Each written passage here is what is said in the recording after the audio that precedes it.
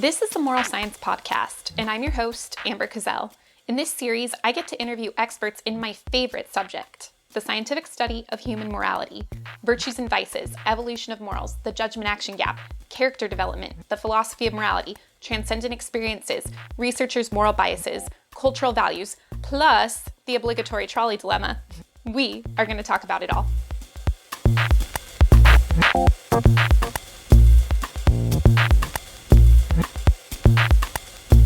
Dr. Peter DeScioli is an associate professor of political science at Stony Brook University, where he teaches courses on moral politics and public policy.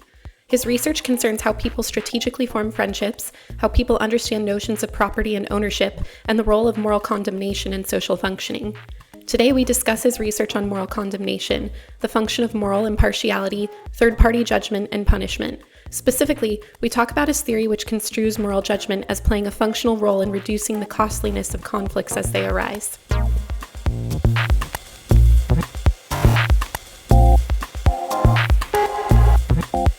I've always been drawn to kind of the big questions of philosophy. So I was a philosophy major as an undergraduate. And at some point while you're doing that, you start wondering what is going on with this mind that's philosophizing, right? So philosophy naturally kind of turns to psychology. So that's how I got interested in psychology. And then pretty early as an undergrad, I got introduced to evolutionary biology and comparisons to other primates. And it was just, very obvious to me that humans are animals, that we're primates, and that comparing to other species, was a good way to understand what's going on with our philosophical minds. So I kind of set off to understand, like the human mind, thinking about it from an evolutionary perspective. Mm-hmm. And I wasn't interested in morality per se at that time, but just more the idea was, what's going on with the human mind? Why are we philosophizing? Why are we trying to figure out our place in the universe? And so one of the things that we think about there is why we have big brains. So we're thinking about human evolution, and we see this rapid brain expansion over the last few million years. And it's pretty natural to ask, what happened? Presumably somewhere in there is where we became, a philosophical species. So that was kind of the question, is where did this, human intelligence come from?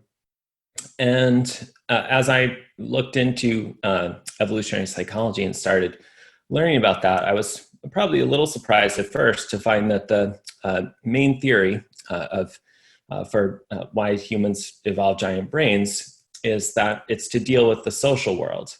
So that's kind of one of the most difficult things our brain has to deal with is interacting with others. This means cooperating with them, arguing with them, fighting with them, coordinating, so trading.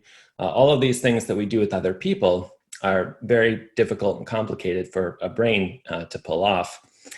And so that's called the social intelligence hypothesis.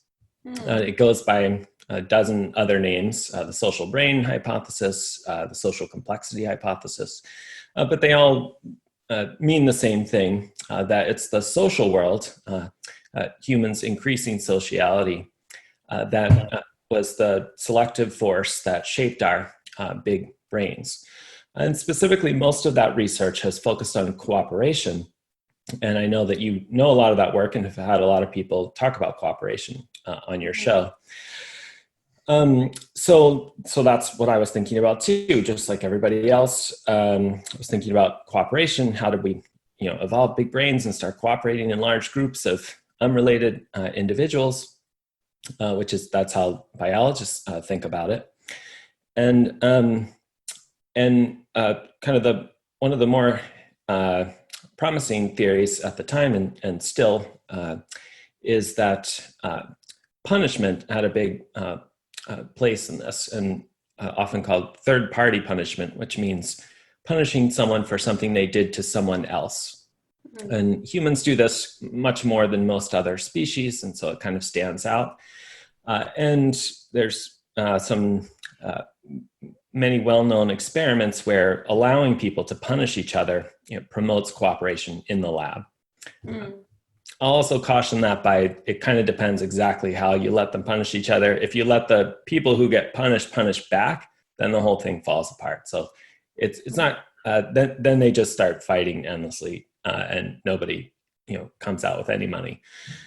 So anyway, so that story was probably a little too simple, but that's what many people were thinking about when I was in graduate school around 2005, 2006. So I was thinking about the same thing, thinking about third-party punishment. And then as I thought about that, I was just kind of noticing that usually when people do this, there's a moral justification for it.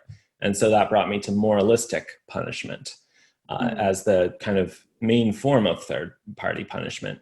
And that's what brought me to moral psychology. And then one of the things I noticed there was that kind of stood out to me was this idea that we have in our moral judgments, that they're supposed to be impartial. And this probably seems pretty normal to most people because that's what our intuitions say. And so, yeah, of course, moral judgment should be impartial. It doesn't depend on who you are; it just depends on what you did. But since I was trained with this evolutionary psychology background and all these theories of cooperation, I knew that those theories say that partiality is like the most important part of it. So you're supposed to help those who help you and not help those who don't help you. So you're supposed to be partial towards your family and towards your friends. And most of the models of the evolution of cooperation depend on that. And as soon as people are impartial or indiscriminate, cooperation falls apart and cheaters start to thrive. So immediately this concept just kind of stood out as something odd and requiring attention. And I remember in an early paper, John Haidt also commented on this, and that stood out to me. So that got me. So then I started thinking about how does partiality work in humans, and that made me think about coalitions and alliances, and that's kind of what set me off into my current thinking on moral judgment, is that it helps solve some of the problems that come out of our coalitional thinking, namely that we side with our allies, and then when everyone does that, we end up in a giant fight. So that's the basic trajectory from starting with philosophy and ending with moral judgment. Really cool.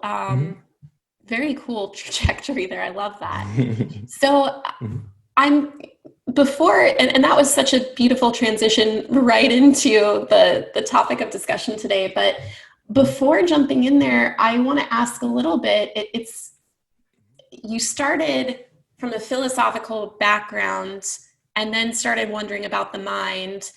I'm curious, as you've found yourself studying morality and moral judgments, if you've thought about the framing, because your work is very much taking a functional role, which makes sense, right, from an evolutionary perspective. And I'm also thinking about philosophy and sort of your thoughts on the idea that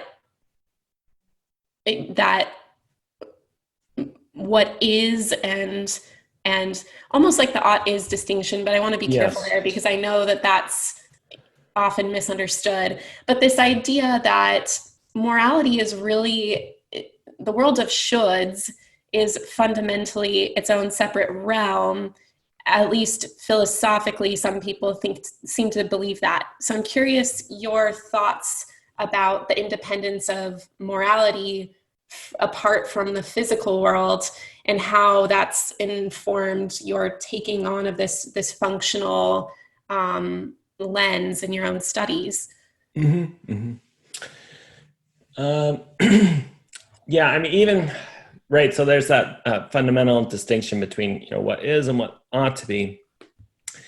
Yeah, so it's hard to say it. That intersects with a bunch of different issues. So I'm trying to figure out which one to start in on. Sure. Yeah. Well, just when you were studying philosophy as an undergrad, I presume that must have been as an undergrad, because I believe your doctorate is in psychology, right? Yeah. So as an undergrad, and it sounds as though you sort of backed into morality. That wasn't the original thing, but I'm curious if as an undergrad what your thoughts were about the distinction between shoulds and, like physical material. Yeah, so I was a philosophy major. I was mostly interested in questions like the nature of reality, the difference between, our perceptions and reality, and like what we can know about the world and science and evidence and things like that. So much more on the is side. I was never very interested in moral philosophy because when I read moral philosophy, it sounded like they were just making things up. And I could, for every story I heard a moral philosopher say, I could think of dozens more that would come to, the same conclusion or a different conclusion. And it always felt like pretty arbitrary. They're just kind of making up terms and just, ultimately just saying what they want to be the case with a rational sounding justification. So it just seemed like they weren't doing anything of interest, of too much interest. So I wasn't interested in that very much at first. And so only when I started to see it as a strategy that humans are using to interact with each other, and as a part of human social life, did I start to become interested in it. Okay. And I would say my feelings are somewhat similar to that still. Like I don't think it's not like a scientific inquiry exactly, but to try to figure out what's right and wrong. But now I view it much more from a psychological perspective. So now it's interesting to watch people have those debates because I have ideas about why they're having that debate, and particularly it'd be pretty easy if we could just say morality was just a matter of taste. It's just some people like to eat chocolate and some people prefer vanilla. It's just a taste. That would be pretty easy and very consistent with what we know about the mind and things like that. Yeah, like people want things, they want different things. This causes them to disagree sometimes, and everything seems to fit pretty well that it's a taste or a preference. That seems pretty clear. And if people disagree, then they just have different preferences. But this doesn't fit our moral psychology at all, because our moral psychology specifically says that it's not that. It's not just a preference. And so if we were to continue to hold that, we would just be holding a view that's completely the opposite of what our moral concepts say. And that's not a good theory of morality, is just to deny morality altogether. So the concepts say that they're objective. It doesn't mean they really are, but that's an important part of the concept that we have to deal with. And the theory I've been working on gives a reason for why this is the case, that the function of our moral judgments is to reach agreements. And if we were to each have our own moral judgment, that would completely defeat the purpose of having a moral judgment, because how can we agree on something? How would it serve the purpose of coming to agreements if we were to just acknowledge that it's each of our private tastes? So I think a good theory about this would need to balance that. You can't just say it's taste, because that's just completely at odds with the basic concept itself. But then it's also kind of a tall order to try to say that one particular moral rule is factually correct. That's not going to hold up too well either. Some rules are going to be more stable than others. So like the rules we're most familiar with, don't steal, don't kill, those are the most stable.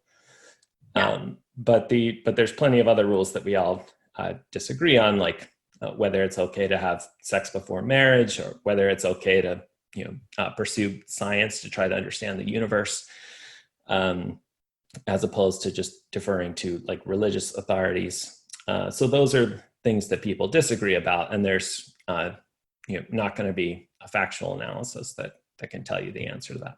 Yeah, yeah. Okay, well, let's go ahead and jump into that theory then, because you have developed such a theory. Mhm. I would love to just discuss this. So, I read through your papers. I'm kind of familiar, but I don't know that all the listeners will be familiar with your your theory of the functional role of moral judgments. So let's jump into that, and maybe a good place to start is to talk about what your thought process was for the types of strategies that could be used to reduce costly conflicts. Although I'm realizing, actually, let's back up even further. So could you explain from your theory's perspective what the role of moral judgments is in the first place? Because we've been sort of beating around the bush with it here, but let's just put that out there in sort of an explicit form. Mm-hmm. Yeah. So the idea is that so it's kind of rooted in conflict and coalitions or alliances. And so the idea is that just in everyday life, conflicts occur all the time. These conflicts could be fist fights. I think that's often what people think of when you say the word fight. But humans are pretty skilled fighters. A skilled fighter means that you don't just come to blows right away, because the basic idea in fighting is to try to minimize your costs. You want to win the fight, but you want to minimize the costs. So skilled fighters have many strategies for avoiding the costs. And when I say this, I'm thinking about the animal world, because every animal fights, and some are more skilled at it than others. And the ones that are more skilled are better at reducing the costs of fighting. In some species, fighting looks like slamming into each other and blood spewing everywhere. You can think of elephant seals as a good example. In some species, let's take red deer, a fight might look like roaring at each other from 100 yards away, and then one walking away. So the roaring is a good way of getting out of the fight without too much damage. And that's the kind of fighting that humans do most of the time, in our everyday life, if we're trying to relate to these ideas. Most of us aren't swinging at each other when we get into an argument or disagree about something. We're doing something more like the red deer. We're roaring at each other. Or if you're a moral philosopher, then you're sending arguments against the other person. So we roar at each other, and then we say, the roar is considered an honest signal of body size, because you can't easily fake a deep sounding roar. You have to have the big body to show that. And that's kind of the neat trick that they have for settling this dispute without having to come together and slam their heads against one another. So similarly, when moral philosophers roar, their arguments are going to signal things like what other people are likely to believe. So if you make a really good argument, then the other person kind of says, most people are probably going to buy that person's argument, so they're quote unquote winning. So most of our fighting takes this kind of a form, and just everyday arguments over who should do the dishes or things like that. We're kind of doing these subtle displays, and so that's the sort of everyday interactions where moral judgment enters into it. And so when you say that someone was wrong because they were your neighbors playing their stereo too loud, so you make a moral judgment about that. you're using a strategy for dealing with these everyday conflicts that come up. And it's only one of many strategies that you have, and it has distinctive characteristics and pros and cons compared to other strategies. Mm-hmm. Oh yeah. So what is the function of it? So it's not too easy to figure out, why you would use a moral judgment as opposed to something else, like just asking, politely asking your neighbor to turn it down rather than saying it's wrong for you to play music at 2 a.m. And so anyway, so it's actually a fairly complicated strategy. So it takes a while to unwind like why you would use one versus the other. But the theory that I'm working with is that what moral judgment is especially good at is when two other people are having a conflict, and there's multiple others who are concerned, bystanders who are observing it, or family and friends who might come to know about it. And those bystanders need to choose sides in this conflict. And so they're going to use moral rules to determine which side they'll take. And the benefit of this is that they can choose the same side this way. And this avoids getting into a situation where everyone just supports their own better friends, and then both sides escalate with one coalition going against another, which is something that happens in humans all the time. So we evolved one strategy for trying to reduce this sometimes. But basically, humans get into a fight, squabble, two individuals, then they both call on their friends, then it's 5 against 5, then it's 10 against 10, and then everyone suffers the damages of fighting. This is how human fights regularly have gone for millions of years. And so in that process, we developed a new tactic, which was, if they cross a moral rule that we've already laid out and argued about and set clearly for everyone to see, then I'll defer in that case and side against my ally if they're the one that broke the moral rule. So that's the basic strategy.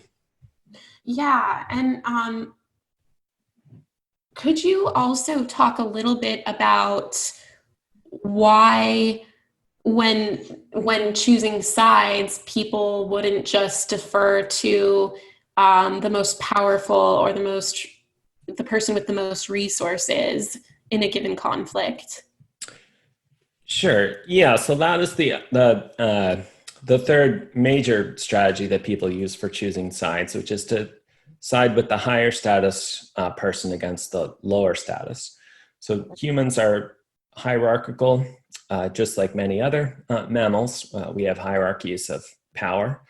And hierarchies are actually designed also to reduce the cost of conflict. It's a bit of an odd thing to say, because it looks like the higher status person is kind of pushing around the lower status, and that is true. But the whole purpose of having dominance hierarchies and having status is to avoid coming to blows for every single disagreement, because the lower status remembers that the higher status one beat them before, and that's the origin of dominance hierarchies.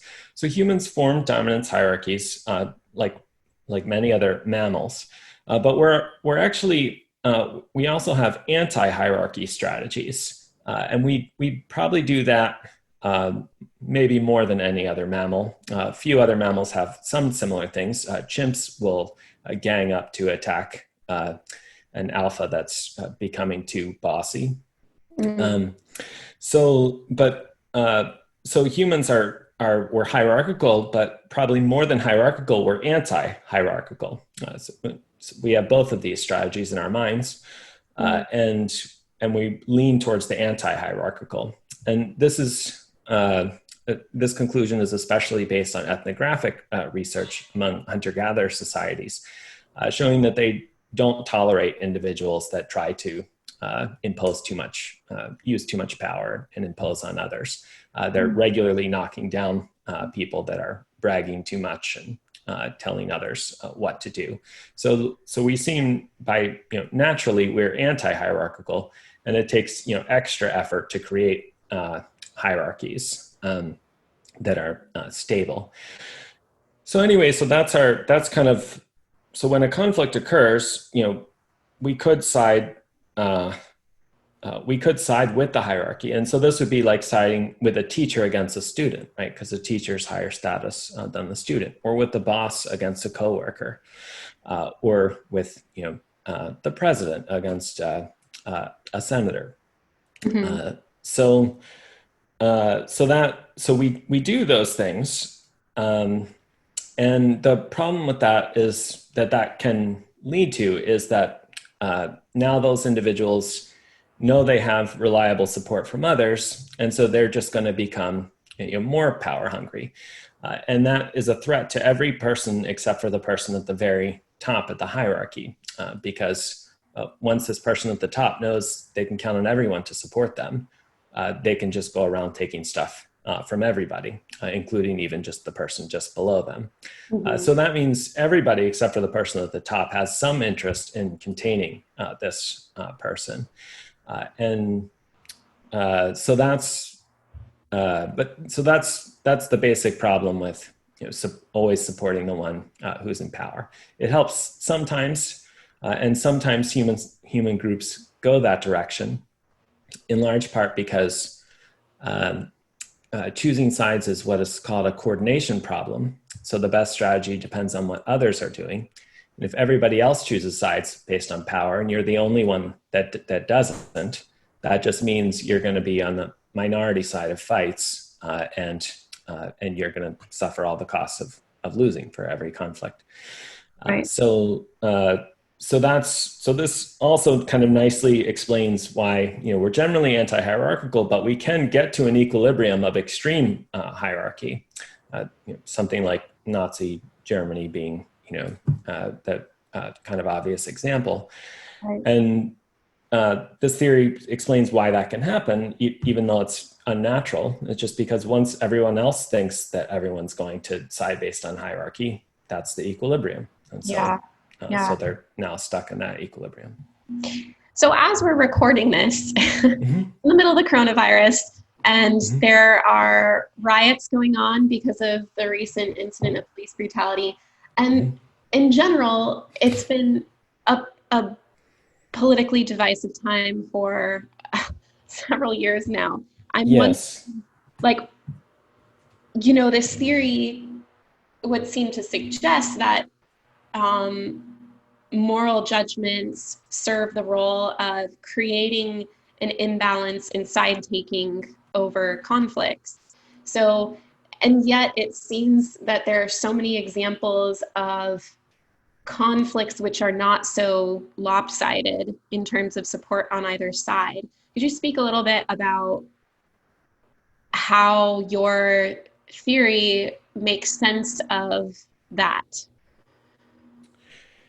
Sure. So one function of moral judgments is that it can help us detach from alliances when we need to. It doesn't mean we'll always use it that way. We could choose to just align our moral judgments with our alliances, and in that case, then we'll, especially if we don't do it very skillfully, so that it's kind of obvious that we're calling it a moral judgment, but really we're just we're just supporting our own faction. And once that's clear to everyone, moral judgment will lose its weight entirely, because the only purpose of being impartial is if you think the other side's going to be impartial too. If they're not being impartial too, then there's no point in being impartial yourself. So then basically what has happened in that case is moral judgment has actually just been deleted from the menu of strategies, and we're back to just coalitions. So when you see things, if you see like partisan polarization of moral judgments, and so that everyone knows that Democrats morally judge this, Republicans morally judge that, once that becomes sort of common knowledge, then those moral judgments have basically become disabled. Now everyone just recognizes that as a coalitional move, not as a moral move. And there's no reason for them to be more impartial when they hear that, because they have no expectation that the other side will be impartial. So yeah, once you're kind of using moral rules sort of obviously hypocritically like that, then they fail to serve any purpose. And then we're just reduced to the world that we were in before morality, where all we have is coalitions, and just threats of force to try to come to resolve a conflict. That's interesting, and I'm now curious what your thoughts are about like some of Linda Skitka's work on moral convictions, because she would take the stance that people experience some of these political issues as rooted in moral issues almost more strongly in some ways, or at least with more fervor. I mean, maybe that's not fair, right? Because everybody agrees that murder is bad, but I don't know, like what are people do seem to experience these things as, certainly there's evidence that they experience them as coalitional, but there's also a lot of evidence that seems to suggest that they really experience it as a moral issue. Yeah. So, there's going to be a mixture of both. And yeah, when it comes to like the recent riots, I mean, when it comes to like a blatant murder that everybody saw in a video, I think the moral judgments is pretty clear there. And that's also why we're seeing such a overwhelming response of rioting and things like that, is because it is pretty clear. If it was less clear, then you'd see just as much opposition coming from the other side. So the call to protest in this case is especially strong because it is a clear case, because it goes to a fundamental moral rule that's very stable and that no one can consistently oppose on the other side. Yeah. Okay, so returning back to your theory, one of the pieces I read in your paper that I was struck by, that really... So actually, could I just pause you on that? I think I think this is sort of maybe like this situation is like an exception that kind of proves the rule, really, because if you see like a lot of if we're thinking about like this is a conflict about police brutality, then usually if you look at people who are typically on the side of the police, they're not typically on the side of the police right now. It doesn't mean that they're completely opposed, but they're definitely severing that connection. And so just looking around at different politicians, you're seeing statements that you would not have seen before this. So that we are seeing movement in that direction. Maybe people are expecting the movement should be even more even bigger, but we are seeing more movement than we would have seen if it was a more ambiguous case, and that's exactly what you'd expect with these ideas. Yeah, and so you're in saying that, you're saying the reaction to George Floyd's murder has been to show that morality supersedes coalitional lines. Is that what you're saying? It weakens it. Is basically the idea. Like you can still see people lining up the way they would normally line up, but they're lining up more weakly than they would have before. Like if they're on the side of supporting police brutality, basically, that at this moment they're going to do that less, with less vigor than they would have the day before that happened, because that side is not looking good in this situation because the violation is so clear cut. And I mean, one obvious one is just that the officer is charged with homicide. So In many previous cases, that didn't happen. And so that's just like, one, and politicians calling for bans on chokeholds and things like that, who wouldn't have done that the day before. So I think we are seeing movement, not as much as people want. So that's why it's maybe, that's why people are frustrated. But I think but yeah, I think you do see moral judgments weakening their alliances. Yeah. Interesting. So I wanted to return back to you only wrote like a short paragraph about it, but I thought it was a really fascinating point. And it was actually one that I wanted to bring up with Josh Green, and it didn't wind up happening. But, from a functional role of morality, my mind naturally wants to wander to like a utilitarian framework and thinking like, well, why doesn't morality seem to boil down to just like pure utilitarianism, or utilitarianism in maybe its caricaturized sense? And you had written about just a short thing about why we don't see utilitarian thinking as like a standard practice in morality. And I'm wondering if you can speak to that on this podcast. I thought it was very enlightening. Maybe could you? Okay, here's the paragraph. It's a little dense out of context, but we can unpack it as we talk. It says, nonetheless, because people can moralize a range of identifiable actions, they can in principle moralize non-consequentialist decisions themselves, as, for example, advocated by utilitarian philosophers. That is, it is possible to use the expected consequences of actions to make moral judgments and coordinate side-taking. There are several reasons why this approach is not more prevalent. First, consequentialist behavior might not be a category that is sufficiently identifiable to be useful for coordination, perhaps being too high level compared with more basic categories such as lying, killing, and stealing. Second, welfare consequences might be particularly difficult to use for coordination, given that they tend to be the basis of the dispute in the first place. That is, different sides will tend to disagree on the weight to put on each disputant's welfare, potentially making welfare judgments ill-suited for coming to a consensus.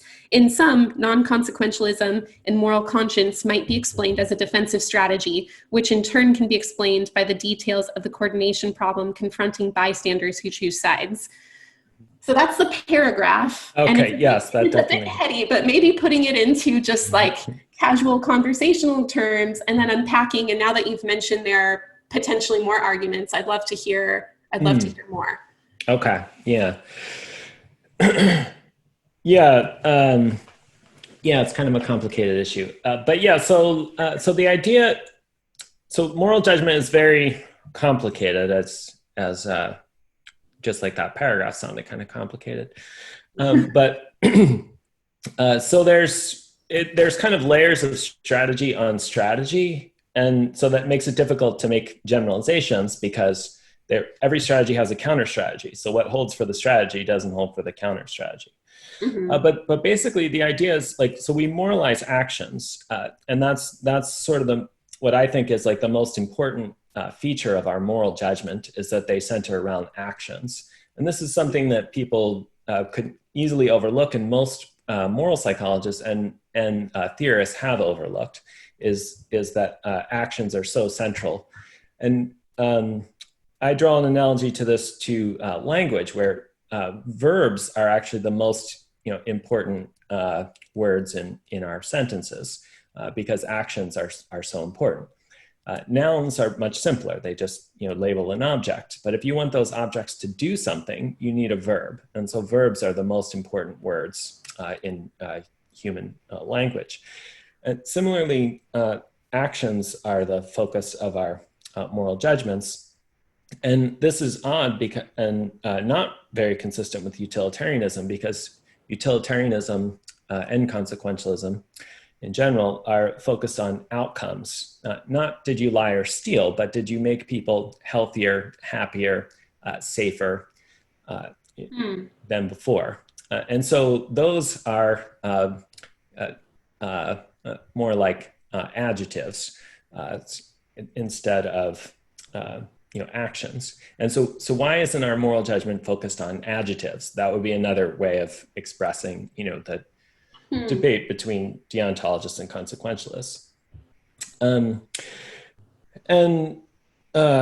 So anyway, so I kind of have this theory about why moral judgment is so focused on actions, why that leads to the conflict between utilitarians and deontologists.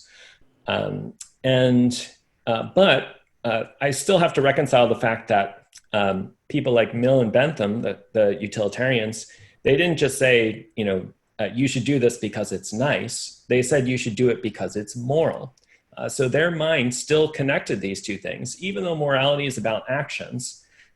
These philosophers, artificially were able to get their minds to hook up these concepts so that even though they would normally be looking for actions to condemn, they're now looking for outcomes and then looking at whatever action was connected to it. Maybe you told the truth, but it hurt someone. They'll still condemn you for that. So they kind of wired up their own minds to do things a little bit differently. And a theory of moral psychology has to explain why that's even possible. And so that's a little bit of what I'm dealing with in that paragraph is saying that, one of the properties of our moral judgment is that it's very flexible. We can choose a new action that's no one's ever seen before and decide that that's morally wrong. And if we project that out into the world and announce, and if other people agree with us, then that's added to the list of moral wrongs, and we'll all jump on somebody that crosses that line. So that's one of the most important properties of moral judgment, and that the origin of this is because humans have new and unexpected conflicts. So we might find a new resource that we had never found before. Well, now we're going to have new conflicts, and we need new moral rules to deal with that. And so our mind has an ability to mint new moral rules as needed. So using that ability, a utilitarian philosopher can just mint a new moral rule in their mind that says, if the action leads to the better consequence, then it's permitted. And if it leads to the worst consequence, then it's not. So that is conceptually possible for a human mind. And then the next part of the paragraph discusses why we don't all just do that. So we need to know why it's possible. Why can utilitarian philosophers say this is the morally right thing to do? And then now we need to know why everyone doesn't just do that. Why is that counterintuitive and not the first thing that we thought of? And also why, once they thought of it, why didn't it just spread the way iPhones spread? Somebody thought of that, and everyone adopted it. So why, after Bentham had this brilliant idea, why didn't it just spread among everyone? Why didn't we all just recognize this quickly? So what's the limit there? And so the main point is that we might specifically be inhibiting considering the consequences, like who's happier or less happy, because that's what our alliance psychology already does. We already are thinking about our own welfare and the welfare of our allies, and that's the calculation we're using to figure out, should I support my friend in this conflict? How will this affect them? How much will it affect them? And so that means the other side is doing very different math than us to figure this out, because they value their ally much more than we do. And so if the more attention we pay to the consequences, the more this is just going to lead us right back to coalitions. So it's conceptually possible to do it. It's just that it's difficult because our alliance psychology is already focused on people's welfare outcomes. So meanwhile, their actions are pretty separate from that. So we can identify actions without and separate that from the outcome. And that's a trick in itself, but our mind is already good at doing that. That's what many of our verbs do. They point out the action without saying the consequence of the action. Yeah. That's interesting. So, and I can see as I'm speaking with you more and more how much of your work is rooted in alliance building and coalitions. Mhm. So I'm not familiar, I have not read your papers about um, coalition formation and friendship formation, but my understanding is that a lot of your recent work has been regarding the formation of friendships more explicitly. Is that right? Actually, that's it. Not really recent work. It was at kind of at the same time because I realized I had to understand alliances to understand moral judgment, and the impartiality was the clue to that. Because I'm like, well, if this concept is turning off partiality, then that means that you have to understand partiality in order to understand why impartiality could be useful. Mm-hmm. Um, so yeah, so my early work on friendship was, in my dissertations, at the same time as the moral judgment. But I have been also doing, recent experiments, having people choose sides, in the lab and uh, and Yeah, uh, I'd love to hear about that. yeah. Um, so I used an economic game, which, as you know, is a common method. Part of my background is in experimental economics, so using economic games to look at people's strategic decisions in the lab and with money at stake, and that's what makes it more of, makes the decisions have actual consequences, so that we can see what happens then and, compare to just what they might say, in a survey that doesn't affect anyone. Mhm. Um, so you've probably uh, seen things like the public goods game. That's probably the most commonly used to study, cooperation in groups, and so a lot of work on that. Um, and so I designed a game to look at alliance formation, choosing sides, that basically takes the ideas from my theories and then kind of uh, makes them real, in an economic game. So people are actually playing the game that's in the theory. Um, so in the game, there's 8 players, and 2 players at a time are chosen to have a conflict over a resource. The resource is worth $1.50. And they're going to have multiple of these conflicts. So every time they win a conflict, they can just pocket $1.50. And so 2 at a time are randomly chosen. And this is supposed to represent the fact that we walk around in everyday life and then suddenly we disagree with someone.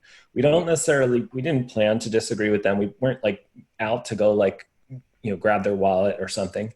It's just that it just happened to be that, that I want to watch one TV show and another person in the household wants to watch a different TV show. So neither of us chose that, but that's just what happened. And so so most of our conflicts are not with enemies; they're with our closest, in our closest relationships, and and they're not. And most conflicts don't start with a malicious intention.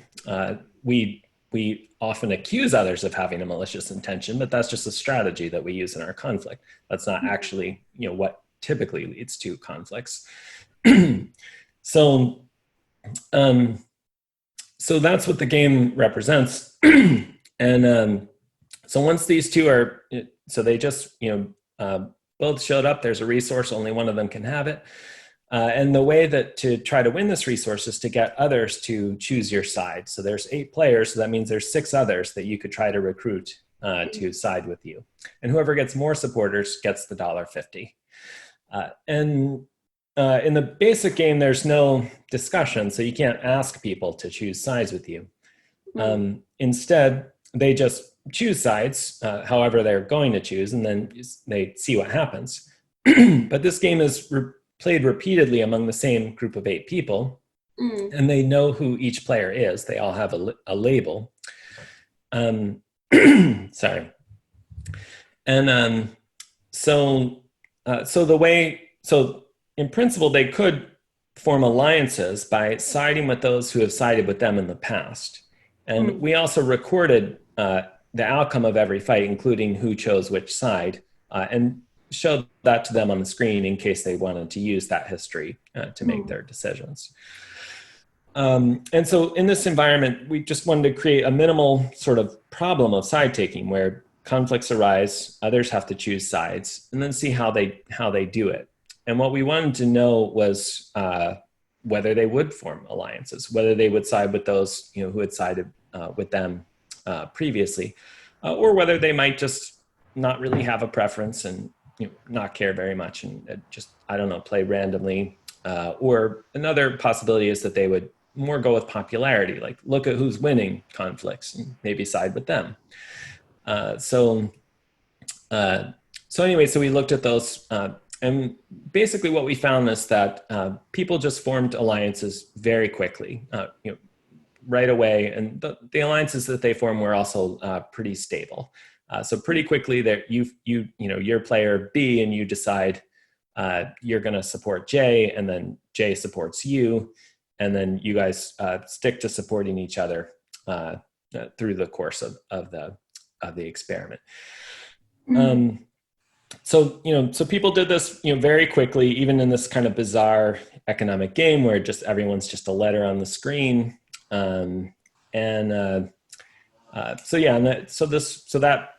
I think is just gives us a little bit of controlled laboratory evidence for just how prone people are to form these alliances. That's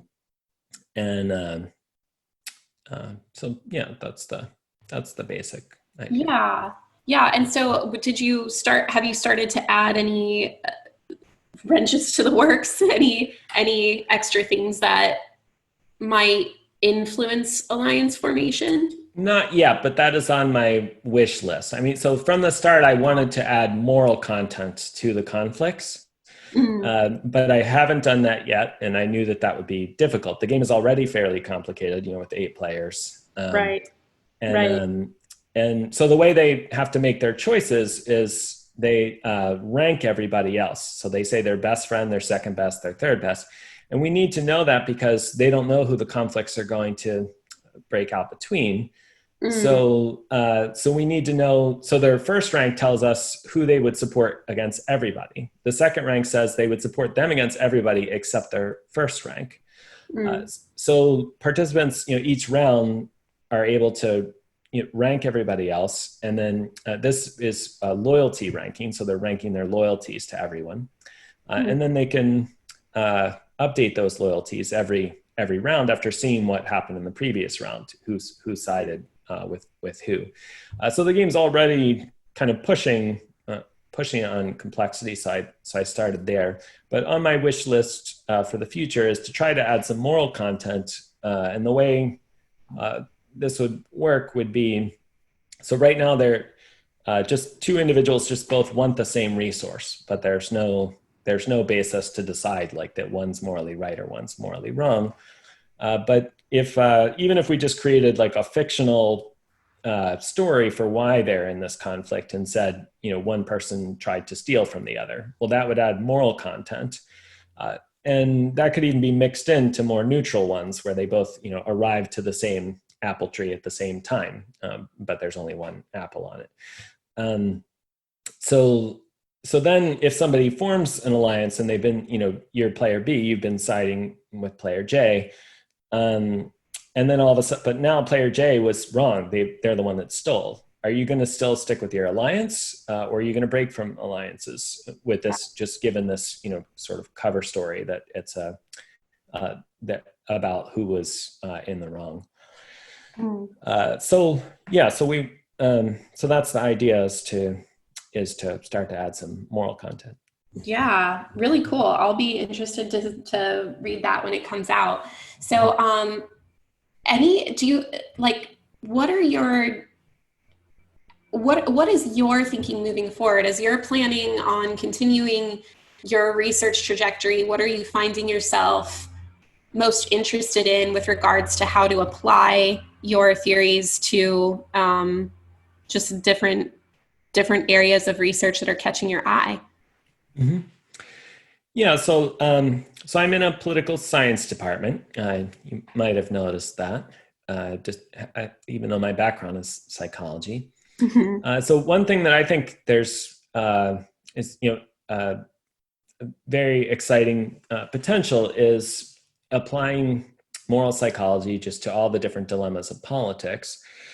So I teach a course on moral politics where we do that, but just, things about taxes or, safety and viruses or voting, housing, rent control, medicine, food, poverty, jobs, abortion, contraception. So all of these different, political issues, I think are ripe for moral psychology to, and so moral psychology has gotten into it to some extent, but usually the goal is to understand the judgments themselves rather than trying to understand judgments about a specific type of policy that a voter might actually encounter on a ballot initiative or in a political campaign when they're deciding whether to vote for somebody. So I think there's a lot of and then there's tons of work on the trolley problem, and I like the trolley problem. But it's very easy to construct those kinds of dilemmas for any topic. So there's no reason why we have to only focus on that one, or even just focus on killing. So one paper that we wrapped up recently looks at debt dilemmas. And so the dilemma here is, this is between countries because my co-author is very interested in countries' debts to each other. And then when a financial crisis happens, does the country still need to repay? Like, how do they trade off their citizens' welfare against their promise to repay? And so that's the same kind of dilemma. You've got the Kantian side that would say you always have to repay a debt, the consequences don't matter. And then you've got the consequentialist side that says, no, hold on a minute, paying a debt, that's just a kind of an arbitrary action. So let's add up the consequences to figure out which is actually going to lead to more health and happiness. So we find the same kind of division that we find for trolley problems with this. Some people on the consequentialist side, some people on the Kantian side. We also find that they are using that kind of reasoning. So they're not just viewing it like all consequentialists, which you might have thought because it's an economic issue. So you might think, well, economic issues are going to be more about costs and benefits. But we find them using like the same sort of deontic language, must and have to and need to, that we find in trolley problem. And then also saying things like no excuses and it no matter what the consequences. So participants will just say these things directly, just like Kant would. So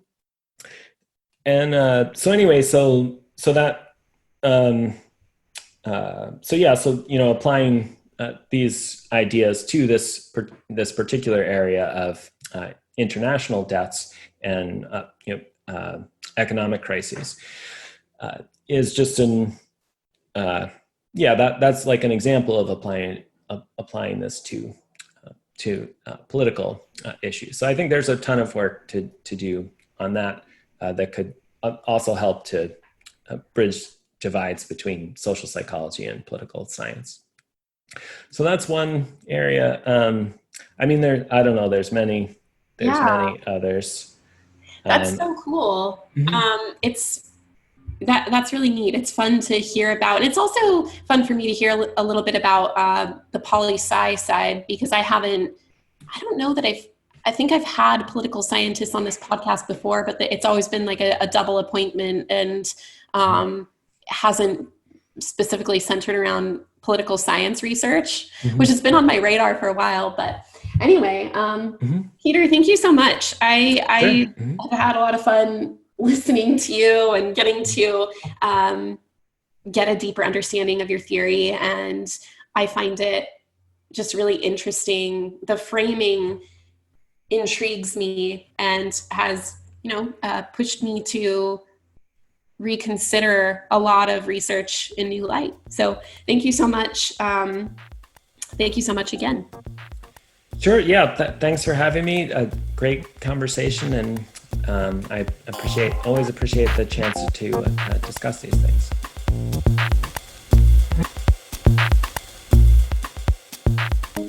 Thanks for listening. If you have questions, comments, suggestions, or requests, contact me at www.moralsciencepodcast.com. The Moral Science Podcast is sponsored by ERA Inc., a research and design think tank that's reinventing how people interact with each other. Music throughout the program is My Kruby by Kindswider and can be found at freemusicarchive.org.